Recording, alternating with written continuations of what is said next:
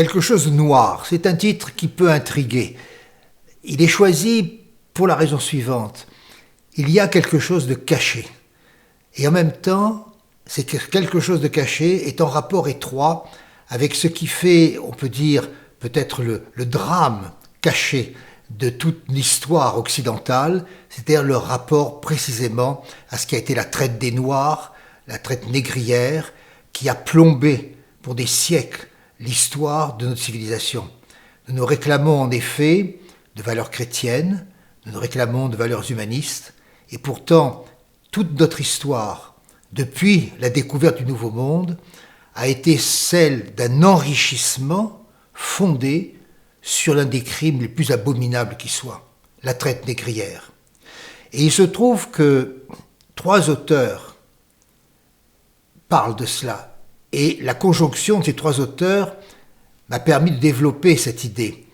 Il y a eu d'abord Tocqueville, Alexis de Tocqueville, qui, dans La démocratie en Amérique, relève le problème posé par les 3 races, comme il dit aux États-Unis, les Blancs, les Noirs et les Indiens. Destruction, anéantissement des Indiens, mais aussi à travers l'esclavage, quelque chose qui a marqué très profondément l'histoire des États-Unis. Or, l'idée qui est celle que soutient cette conférence, c'est que les plaies de l'histoire, les blessures, les fractures les plus abominables, qui ne sont pas refermées, continuent de pourrir quelque part notre propre civilisation, créent un malaise dans la civilisation. Tant que ces questions ne sont pas résolues, tant que ne sont pas reconnus ce qui a été fait de mal à nos frères humains, en quelque endroit de la planète que ce soit, une réconciliation et surtout un devenir commun n'est pas possible.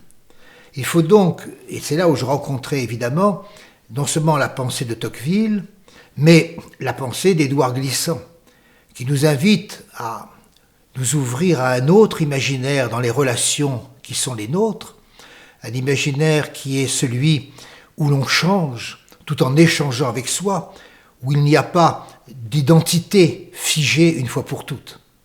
Et cette idée de Glissant, je l'ai reprise également à travers un roman qui semble à l'opposé, c'est le roman de Faulkner, Absalom, Absalom.